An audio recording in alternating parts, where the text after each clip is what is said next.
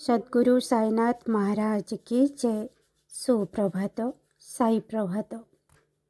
बाबा कहते जो भली तुमे तुमर परिवार एवं प्रियजनकर जत्न नेउछ सेहिपरि निजर मध्य जत्न निय। प्रकृतरे निजको प्राथमिकता देवा शिख। स्वार्थपर हेबा एवं निजको प्राथमिकता देवा मध्यरे बहुत पार्थक्य अछि।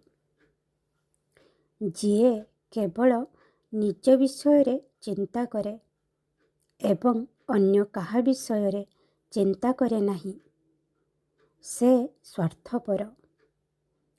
किंतु तुम परी जिए समस्तଙ୍କ विषय चिंता करे, ध्यान रखे, तेबे निजको भी प्राथमिकता देवा बुद्धिमान हेब।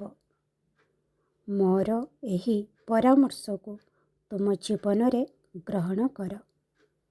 अनंत कोटि ब्रह्मांड नायक राजाधिराज योगी राज परम ब्रह्म श्री सच्चिदानंद सद्गुरु साईनाथ महाराज की जय।